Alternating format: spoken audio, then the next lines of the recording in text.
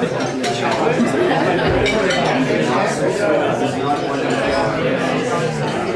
everybody. We're going to start here now. So I'm going to talk a little less, and we're going to let Professor come up here and talk about finance.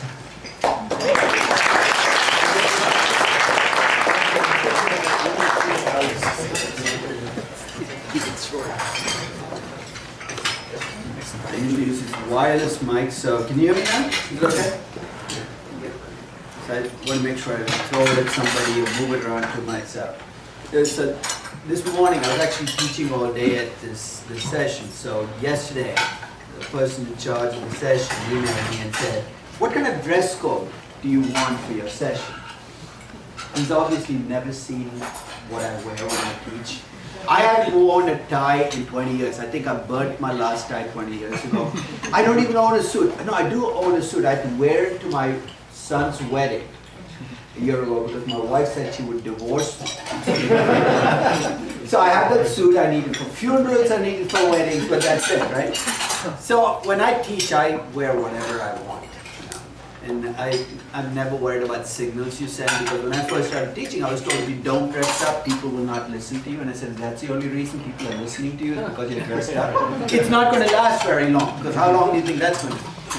So, when I meet when did he email me? Like 3 months ago? In November. November. I don't even know what he asked me, but he said something, and I said, you know what, I'm going to be in Victoria around that time, and I'd be glad to come in and talk. So we kind of kept the process going, and I'm now here. So as I thought about what I could talk about today, it's too late in the day to hit you with country risk premiums and betas and details. So I thought I'd keep this at a level where even if you've never taken a finance class, you should be able to walk away with something out of the class. So I'm going to start with a question. It's a question that I start a little bit of background. I've been teaching at NYU now for 30 years. I teach 2 classes at NYU, a corporate finance class to the MBAs in the spring of their first year, the second semester of the first year, and a valuation class in the first semester of the second year. And my classes are probably the largest MBA classes in the country. There are about 400 people who take my corporate finance class. I teach in an amphitheater. It's an elective, but it's become a rite of passage, which is if you go through NYU's business school, you're supposed to go through my class. I'm also a very easy grader, that kind of helps as well. So it's, and a little bit of history. When I came in 1986, and I joined NYU as an assistant professor, they gave me a class to teach. It was called Security Analysis. You heard of this class? It's a class with a very long tradition. It was taught by a guy called Ben Graham at Columbia, that he who shall not be named. So I always say that's the way I talk about him. You kind of know who he who should not. If you don't know who it is, just let it go. So they gave me the class to teach. I took one look at the class and said, I'm not teaching this class. It's the most boring class I can think of. Because by 1986 it was showing its age. It had about 3 weeks on stocks, and 2 weeks on bonds, and 2 weeks on futures, and 1 week on options, and 6 weeks on institutional details. I said, what the heck is that? Like, there was a whole class on listing requirements for the New York Stock Exchange. Teaching was so easy in the days before Wikipedia. You could actually show up in a class and list the 12 things and go through a whole class, and people thought that was genius. Today I do that, people check in Wikipedia, it's right here in Wikipedia, it's just reading it out. So I went to the head of my department and I said, I don't want to teach this class. Which is not a great attitude to take if you've just been hired as an assistant professor. I said, I'd like to teach a valuation class. He said, don't. There isn't enough stuff in valuation to teach a class. And in 1986, he was absolutely right. There wasn't enough stuff in valuation to teach a class. There wasn't a valuation book. There were no valuation articles. But I really, really wanted to teach this class. But I discovered very early in my academic life that the best way to get things in academia is to do them subversively. Because if you try to do things officially in academia, here's what will happen. There'll be a committee that will be formed. That's the definite committee. The committee will report to another committee, which will report to the third committee, which reports back to the second committee, to the first. And by the time they get back and say, you can teach the class, I'd be 65. So I said, you know what? I'm not going to go down that route. I teach the security analysis class. And I walked into the classroom and I taught a valuation class. They had no idea what I do in a classroom anyway. I could be talking about cooking and they wouldn't know. This is 1986. You know how long it took them to catch on? 2008. I get a call from the dean's office saying, "We hear you're teaching a valuation class." I said, "Yeah, I've been doing it for 22 years. They said, "We don't see it on our course offering." I said, "That's because I've been hijacking every class you've given me. And I made it a valuation class, an equity instruments and markets class. I don't like instruments. I don't talk about markets. I made it a valuation class." They said, "It would be more honest to call it valuation." I said, "I agree." So you look at the valuation at the NYU course schedule starting in 2008, you'll see a valuation class pop up. But this was the first valuation class ever at a business school. And I make a confession. Everything I know about valuation, I learned in the course of teaching the class. Not before I taught the class, not from it. So almost everything I do and write about in valuation came from the class. And one of the things I want to talk about today is one very different aspect of my class relative to what it looked like in 1986. And to kind of set that up, I'm going to ask you a question, and I'd like you to all look inwards. Don't worry, this is not one of those Deepak Chopra questions or something, so you can kind of relax. And here's the question I'd like you to think about. If I asked you to classify yourself today as a person, would you more naturally think of yourself as a storyteller, or would you think of yourself more as a number cruncher? So give yourself 20 seconds to think about that. Are you more naturally a storyteller, or are you more naturally a number cruncher?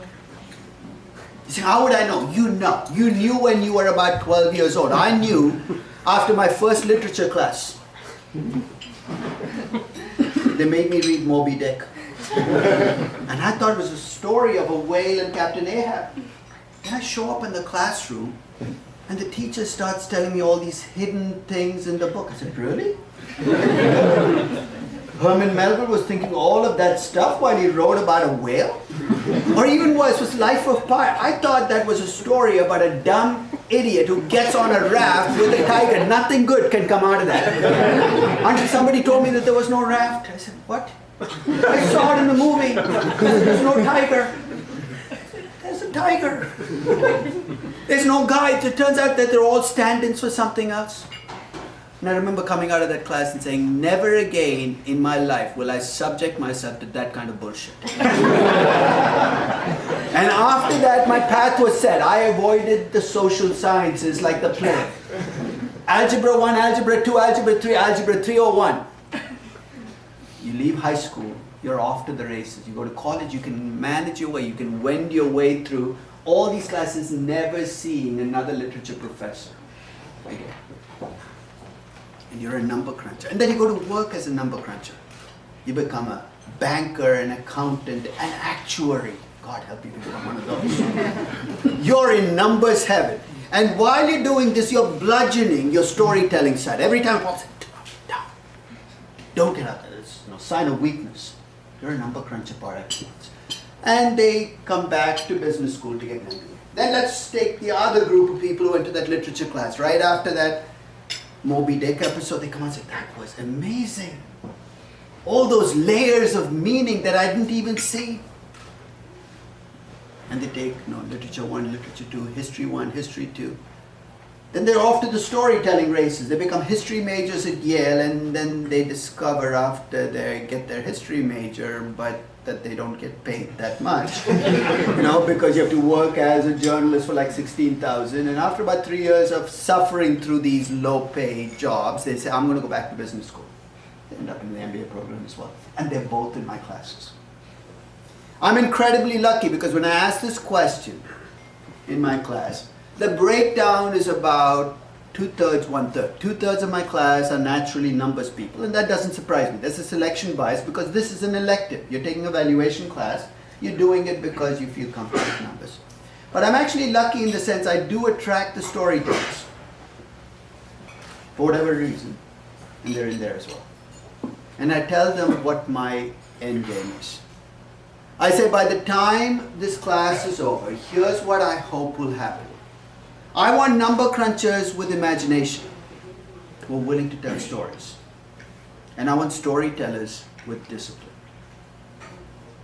And who do you think I have a tougher time with? Getting the number crunchers to have an imagination, or storyteller? Because you know what I mean by discipline. A storyteller, one of the problems of telling stories is you wander off into fantasy land. You're telling such a good story, don't stop me now. Reality should never stop you on storytelling. And my job is to give them enough number crunching skills that they know when their story is getting off the tracks. And the number crunchers, I want them to develop enough of an imagination that they feel okay telling a story. They don't see it as a sign of weakness. So who do you think has a tougher time? The number crunchers getting an imagination, or the storytellers getting discipline? It is not a contest.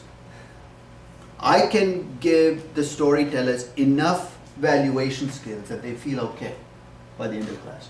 They're still engineers and actuaries in that class. So at the end of 15 weeks are still struggling, not with the material, they get all the equations, but they can't let go of the fact that they don't want to tell stories. They feel that's a sign of weakness. I mean, there's this legend, and I don't know whether it's even true, that there's a left part of your brain and your right part of your brain. Your left brain controls logic and number crunching, and the right brain controls being creative and storytelling. And most of us, half our brain is dead. We've killed it. We said, get down, don't get up ever again. And my question is, we have small enough brains as human beings to begin with. Why use only half your brain? So what I'd like to do is take you on a journey of how you connect stories to numbers. And as I go on this journey, I also have to tell you that when I first started teaching valuation, I'm a natural number cruncher. I want to go where I'm most comfortable. So when I sit down to value a company, guess what I want to do first? I want to pull up the 10K and the annual reports. I want to open up an Excel spreadsheet. I want to get started. Because that's where I feel most comfortable. And I have to force myself to slow down and tell a story to myself about what I think this company is about. And only then open the spreadsheet. So here's the way I think about valuation. Valuation to me is a bridge between stories and numbers. In a good valuation, every number has a story attached to it, and every story goes with a number. Because if you don't do that, here's what's going to happen. Much of what passes for valuation that I see out there, from bankers, from consultants, is really modeling. You know what the difference is? Modeling, you sit there with an Excel spreadsheet, you plug numbers in, you chug numbers out. It's just a collection of numbers on a model. You become an Excel ninja. You know which keys to hit to make every alternate row different colors. Congratulations. Your valuation just gets so much better, right? That's what much of valuation has become. It becomes modeling, and numbers people have their sets of delusions. And here's the first delusion. Numbers people think that because they're working with numbers, there is no bias in this process. They're being objective. The story people are biased. Numbers people think that because they're using numbers, they're being precise. I tell people, when in doubt, add decimals. Because that's what numbers people do. I'm very doubtful, I'm going to add another decimal. I feel much better now. We add two more, right? That's the illusion of precision. And numbers people think that because they have a number, they have control. Let's face it. You go into a doctor, what's the first thing they do? They measure everything, right? Your blood pressure, as if that changes anything, but having those numbers in front of you makes you feel in control. What do you think caused the 2008 crisis? The end of every day, in every bank, there's this number that you're offered as the CEO of the bank. This is the value at risk. It's a number. It's a number that makes you feel secure because that number says, hey, you can't lose more than 30 million, so you're safe. That Lehman guy probably looked at that number about 2 days before they blew up and said, I look safe. I don't know what you guys are talking about here. But numbers offer that illusion. I'll tell you up front, if somebody works with numbers, I can hide bias in places you wouldn't even look. I can make the value of a company go up 100%. You wouldn't even notice where I slipped in the number. Numbers can be very biased. In fact, I think bias in numbers is tougher to catch than bias in stories because it's less obvious. If you think numbers are precise, try valuing Twitter. Or try valuing any young company. You're going to be wrong, and you're going to be horribly wrong, and it's okay. Why? Because the world delivers surprises to you on an everyday basis. And numbers don't give you control. Just because you have a number doesn't mean you control that number. And the storytellers have their sets of delusions, right? Their sets of delusions is, I'm being creative, give me money. I'm telling you a really good story about a business, invest in me. Being creative by itself is not going to be enough in a business. You're not J.K. Rowling. You can't in doubt create a three-headed dog and say, hey, look, a three-headed dog right here. Novelists have a much easier time because they can create. So if you're Tolkien and you create this entire universe of people, or my worst case scenario is my son got me reading on the Game of Thrones books. This guy is crazy. He's just plain insane. I was halfway through the first book and I had a list of like 250 characters coming in, dropping off, dying. I said, what the heck is this? I'm too old to keep track of all of these guys. But he can do that. He's creating his own universe. You cannot do that in business. You've got to be credible. And you've got to be able to tell a story you can actually deliver on. So that's what I think about when I think about valuation, is how do I take a story and connect it to a valuation? So let me take you through the steps that I go through when I value a company. So you give me a company to value. The first step is, I need to understand what this company does. I can't value a company if I don't know what you do, what market you're in, what business you're in, what the competition is. Basically, you need to get a sense of what this company does before you and once I have that, then I try telling a story about it. You see, what are you talking about telling a story? You're going to see examples because I'll offer you a couple of companies and take you through the process of what it's going to look like when I tell a story. And it's tough going for me. Remember, I'm a natural number cruncher. I don't want to tell the story. But I have to force myself to tell a story. Second stop is I've got to take that story and ask myself, is this a story that is realistic? Remember again, I said this is a business story. It's not telling a tale to entertain people. So I'm going to pass it through what I call the 3P test. The first is I'm going to ask, is it possible? That's a pretty simple test, right? That's an easy test to meet. You'll be surprised how many valuations I look at which don't pass that test. Second question I'm going to ask, and this is a slightly more stringent test, is it plausible? Lots of things that are possible are not plausible. What do you need to go from possible to plausible? You need to offer me some evidence that this is something that can be done, not that it could happen. And then I'm going to ask the toughest test, which is it probable? Possible, plausible, probable. I'll take you again through an example of a story. You can see what kinds of stories are impossible, what are implausible, and what are improbable. Fourth step is I'm going to take that story and connect it to numbers. So I have to wait till step 4 to do what my instincts tell me to do right away.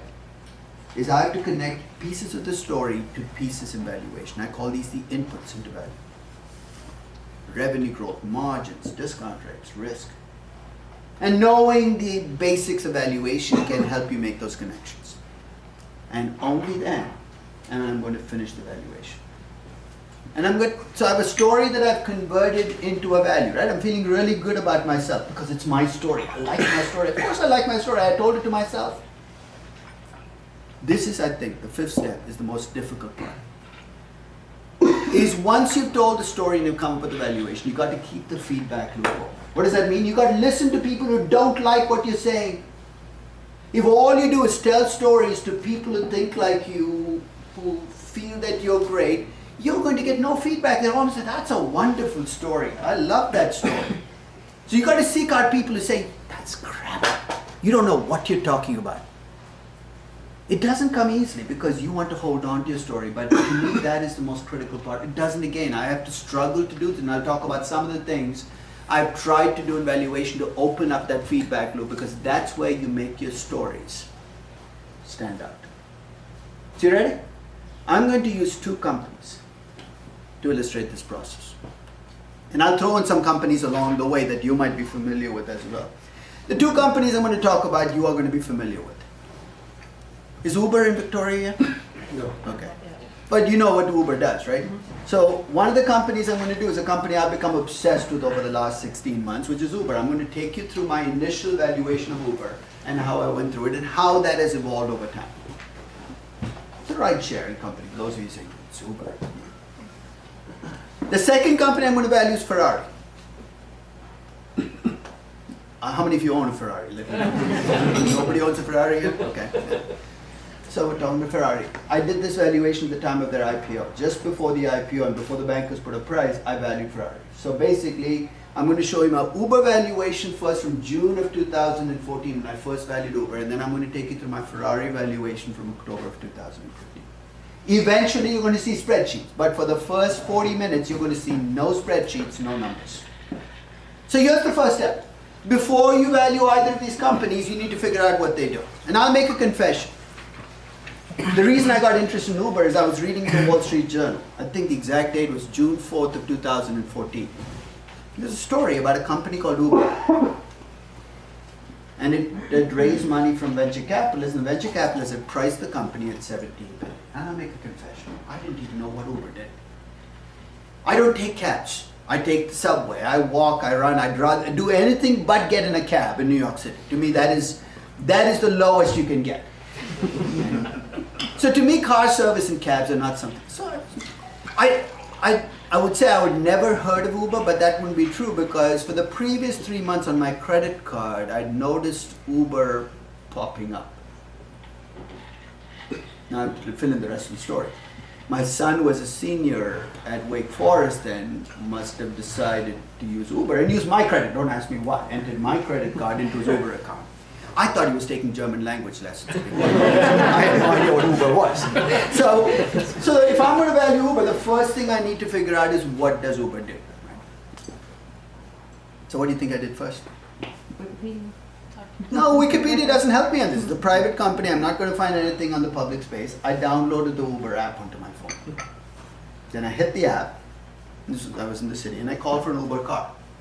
So this is good. The car pulled in. I got in the car and said, "Can you drive me around for 45 minutes?" He said, "Where?" I said, "Just drive me around." He thought I was crazy. He almost threw me out of the car. I said, "I just want to ask you some questions about why exactly you drive for Uber."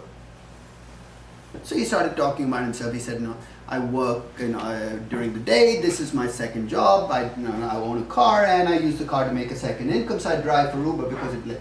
So I said, "Why do you need Uber?" And he said, "Uber connects me with customers. Without them, I can't go find customers. So I said, "Okay, that's why drivers use Uber is because it allows them." Then I had to figure out why people like to take Uber. So guess who I called? Your son. My 22-year-old son. I said, "Brendan, this kid had a car at school." So I said, "If you have a car at school," so he said, "Dad, on Friday nights and Saturday nights, I like to take Uber." Now there are some questions you don't want to ask your son beyond that point. I said, "I kind of get it. You're getting really drunk." This is a kid who would never have called a yellow cab in his lifetime.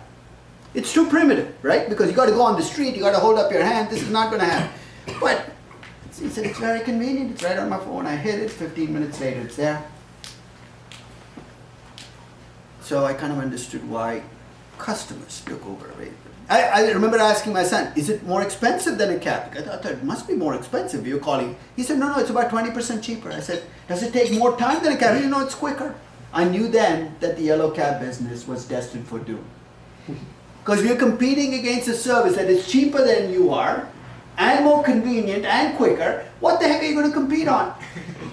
You got to get the government involved and say, "No, you can't Uber in this town." So going back to my driver though, I remember getting out of the car, after I finished the 45-minute drive and said, "Do I pay you?" He said, No, your credit card is already on file. That's when it connected. The last three credit card statements. Oh, now I know why Uber is on my statement. And that was another plus. If you're really drunk, the last thing you want to do is have $100 in cash in your pocket, right? So this is another plus. I can see that this is going to be a great boon for drunk college students all over the country. But that's a small market. But I could start to see the pieces of this business come together. I won't say I understood the Uber business, but after talking to people who took Uber and talking to Uber drivers, I kind of got a sense of that business. And that's what I captured in this picture. I'm a great believer that once you learn something about a business, you put it down in a place where you can understand the pieces. And here's what the Uber business looked like. There are drivers and customers, and all Uber does is connect them. It doesn't own the cars, it doesn't hire the drivers, so it doesn't have any capital investments to make to grow. It offers the connection. And it gets paid. And I said, well, if they charge my credit card, how does it get split with you? He said 80% goes to me, 20% to Uber. And I remember asking him, why 80-20? He said, I don't know. It's what it is for everybody. And I filed it away because there's no really good reason why it has to be 80-20. It could be 85-15, 90-10. But that became a piece of the story. So the end of this process, I had a sense of what Uber did and who it was competing against. You know what my recognition then was? This is a business where Uber is going to win. I don't see how the traditional taxi cab business can compete with Uber.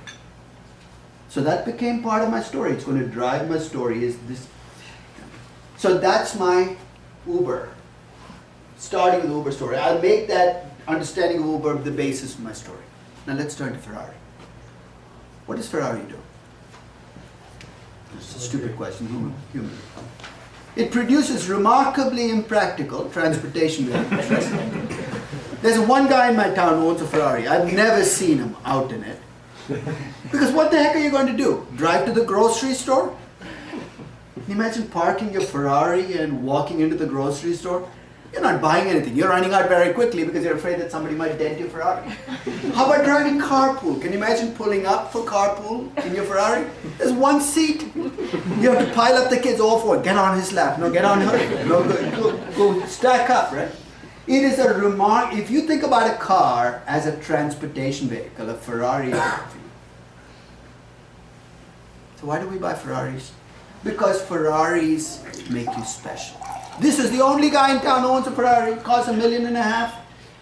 It's exclusive. You're part of an exclusive club. It already is going to start framing how I think about how I approach the valuation of Ferrari. Ferrari is an exclusive club because not that many people own Ferraris. If 5 people down your street own Ferraris, you wouldn't feel that exclusive anymore.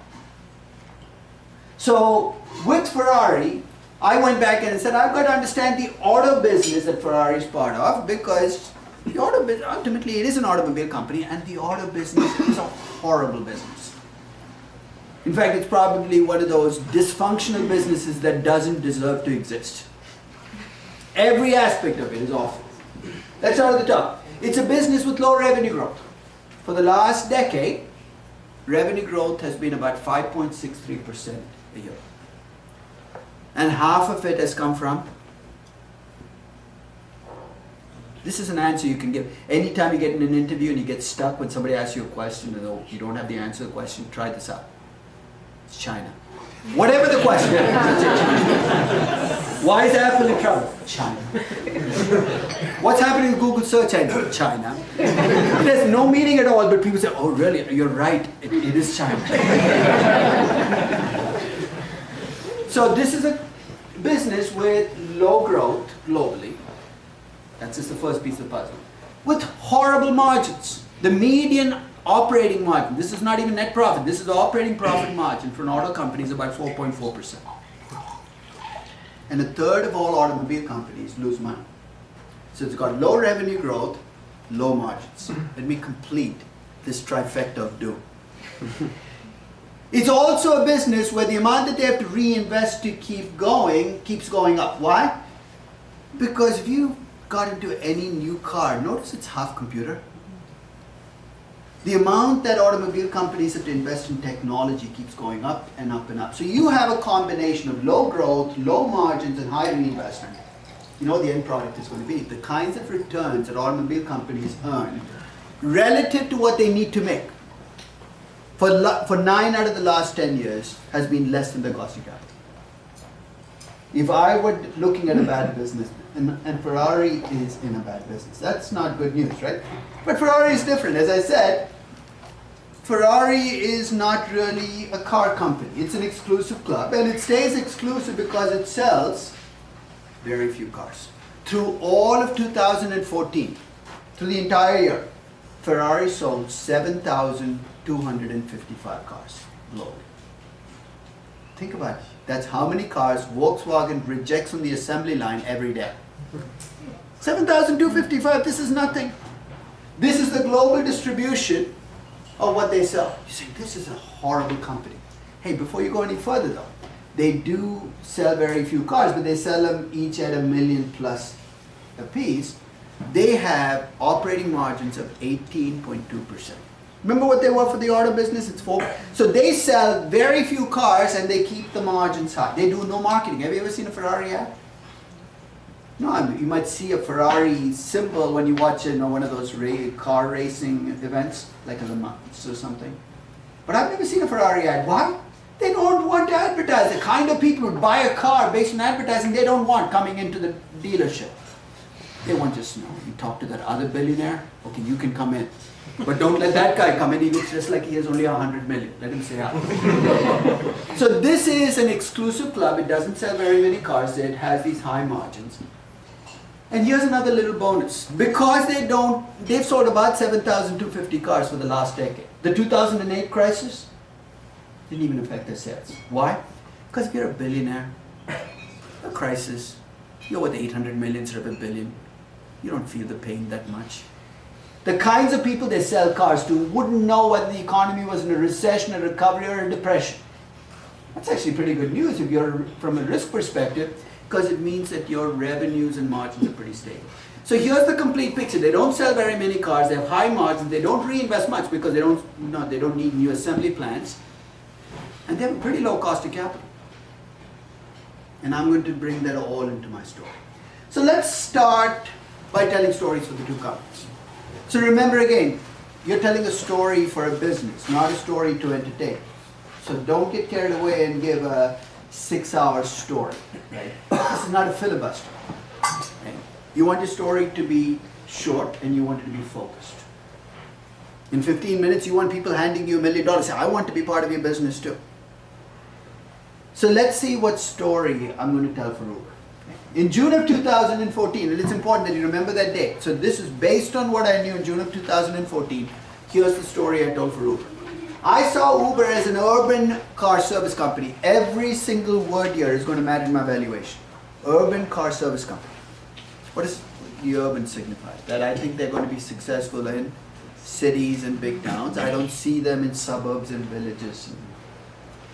Car service company. I view them primarily as a car service business. And that's going to be the first piece. I did assume that they would bring in new people into the car service business. Like who? Like my son, who would never have taken a cab. So that's going to mean that the business itself is going to expand as Uber expands. I did assume that they will have local networking benefits. I hate buzzwords, and I've just used one. When people talk about networking benefits, what are they talking about? What does it mean when you say you have networking benefits? That you're on LinkedIn? No, that's not it. Usually when a company gets larger, it gets more difficult to grow the more you grow, because all the easy customers join you first and then you have to fight. So in most businesses, as you go from 10% market share to 15 to 20, it becomes more and more difficult to grow. But if you have a company with networking benefits, the more you grow, the easier it becomes for you to grow, because as people use it, it actually helps other people in the system. See, what are you talking about? How does Uber work? I have an app, I hit the Uber app. If you've never used it, it's actually a very simple app. You hit the app. It tells you how many minutes away an Uber car is. I also have Lyft app. I became a ride-sharing connoisseur. I hit the Lyft app, it tells me how many minutes away a Lyft car is. You see how networking benefits kick in? If Uber becomes the largest car-sharing company in New York, what's going to happen? When you look for a car, an Uber car is always going to be closer than a Lyft car because there are more of them around. So the more Uber becomes a dominant car sharing company, the easier it's going to become to grow, because the drivers will want to go to Uber because everybody's using Uber and the customers are all going to use Uber. You see, what's this local stuff? If Uber becomes the largest car sharing company in New York, it will mean that they will it'll become easier for them to grow in New York. But let's say you go to Chicago. The fact that Uber is the largest car sharing company in New York doesn't help you in Chicago if Lyft is the largest car sharing company in Chicago. So in my story, I see Uber winning in some cities, Lyft winning in others, Didi Quadi winning in others, and Grab Taxi winning in a fourth set. So different ride-sharing companies will win in different cities. I also assume this 80-20 split, which is completely arbitrary, they'll be able to maintain because they have dominance in the market, they can set the rules for the game, even though there's no reason for the rules.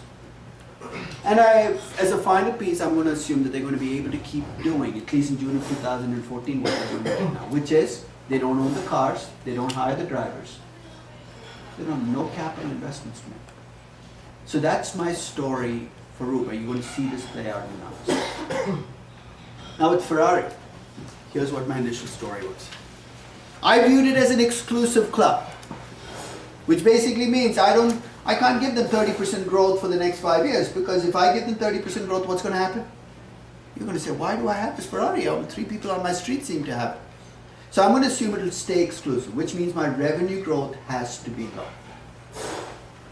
I'm going to assume they're going to be able to maintain their high margins. They won't have to reinvest very much. In other words, the story I'm telling is consistent with what they're doing right now, and I'm going to assume that they're going to keep doing it. That's my story for Ferrari, and it's going to play out in the valuation. So at this stage, I have a story for each of these companies, right? What's the next step?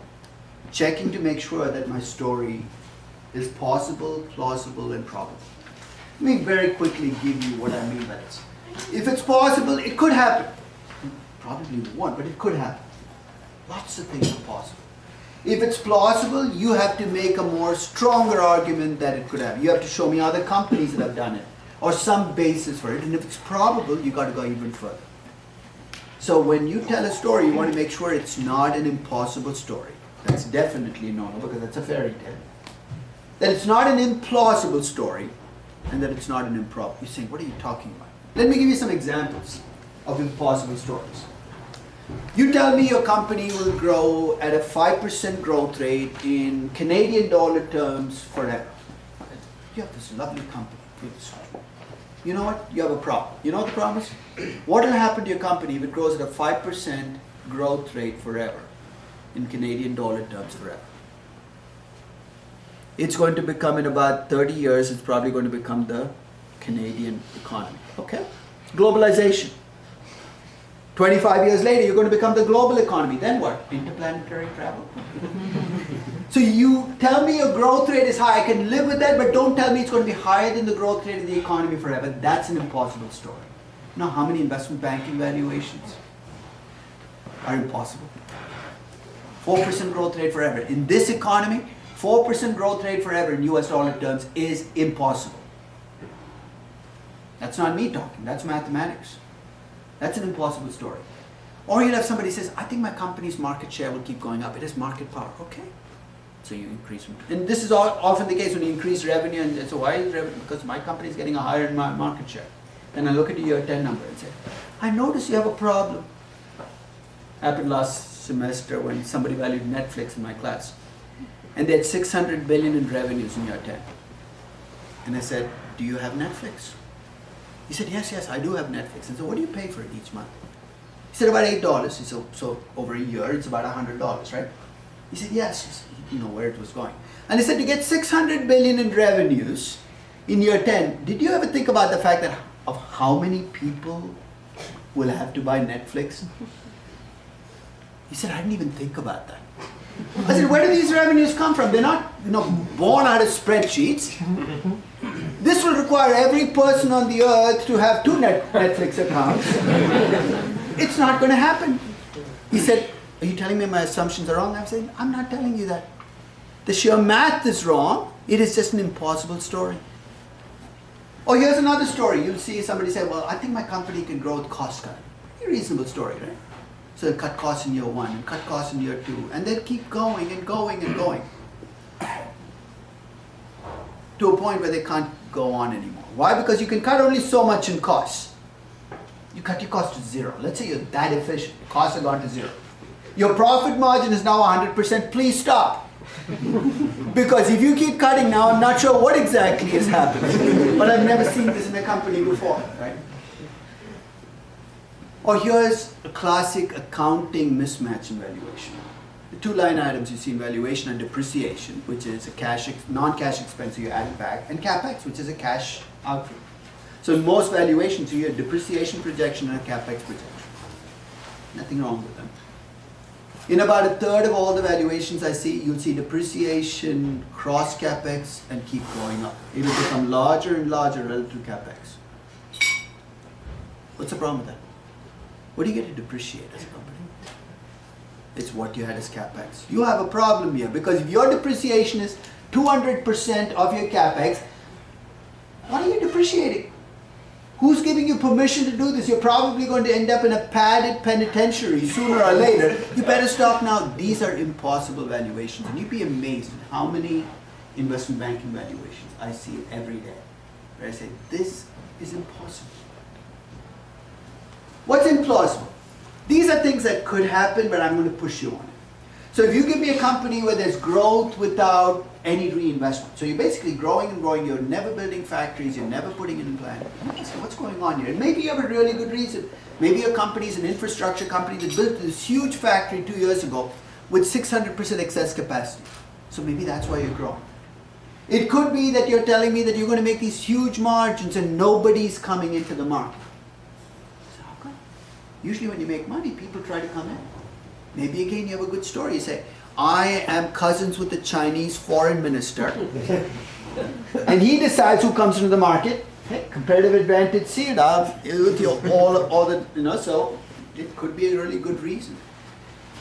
Or you tell me you can make returns without risk, that you're earning 15% guaranteed. Who are you, Bernie Madoff? But maybe you have a really good reason again. Maybe you have found this fountain of cash that keeps paying. But I'm going to push you on it because if I see it, I know it can happen, but it very seldom does. And then finally, of the improbable. When I look at valuations, put them through what I call the valuation triangle. There are three sides to the valuation triangle. There's growth, there's reinvestment, there's risk. So usually when you see a high growth company, what should you expect to see as reinvestment? High reinvestment or low reinvestment? High reinvestment, because to get the growth, you have to be putting money back. So high growth companies usually have high reinvestment and high risk. Low growth companies have low reinvestment and low risk. Those are consistent valuations. When I look at so every person in my class has to value a company, and midway through the semester, they send me an Excel spreadsheet. They expect me to look at the numbers, I like your growth rate, that should be higher. That's not what I do, because I'm not going to sit there and look at 300 valuations and say, I like your growth rate, you should be using that. That's your job. All I check for are internal inconsistencies. What I mean by that is I look at your growth rate. If it's 80% a year, so okay, you must like the company. Then I look at your reinvestment. You have no reinvestment. I say, well, that's pretty unusual. So let's send a little note back. So I looked at your Excel spreadsheet. You have a magical company. Can you tell me how it's growing without reinvestment? And they say, oh my God, I forgot. Okay, go back and fix it. Those are improbable. So I'm going to give you a couple of cases when you do this. But before I do that, let me revisit my Uber valuation. I wanted to make sure it was possible, plausible, and probable. And in fact, I looked at the Uber story I was telling based on three circles. The ride-sharing market is clearly a probable market. Why? Because there's already evidence in June of 2014 it was working. People were using it. So that was easy. There was this question of whether it was going to start attracting people who normally have taken public transportation into ride-sharing. That's a plausible market. There is a story we were told that if Uber becomes cheap enough, people who take buses and mass transit might become Uber users. But there was a third story that was floating around that at least in June of 2014, I was not willing to jump on the bandwagon.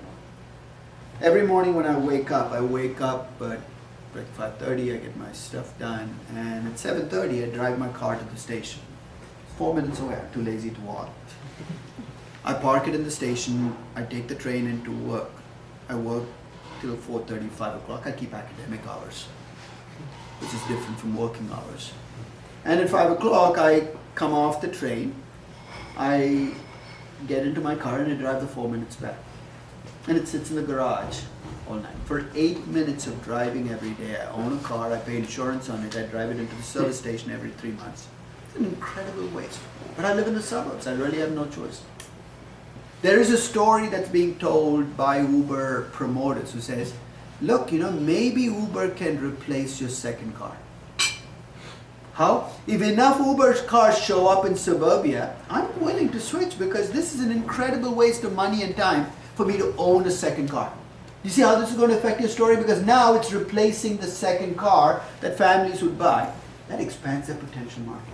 In June of 2014, I wasn't quite ready to go there because let's face it, for most people, cars are not just transportation devices. They're status symbols, they're makeup session, all kinds of things that people do in cars.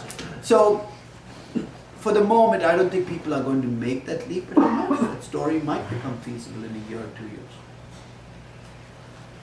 So now I'm going to tell you when stories go off the tracks. When you should get really nervous is when somebody tells a story that's so good you want it to be true. So I'm going to tell you a story. Think of me as Aaron Sorkin. You know who Aaron Sorkin is? He's the guy who wrote the screenplay for Steve Jobs. He's well-known. So this is a story I want to tell. I'm going to tell a story of a 20-year-old who drops out of Stanford. Stanford is a new Harvard, of course. So this is already interesting. Somebody drops out of Stanford in their sophomore year. To make it interesting, let's make that 20-year-old a woman. There have been men that have dropped out before, I think Bill Gates dropped out of Harvard. So this is a 20-year-old woman dropping out of Stanford. This is pretty interesting. She starts a new business, not to disrupt the social media, the technology. She's going to start a business that we all use on pretty much a regular basis and we all hate. It's that blood test business.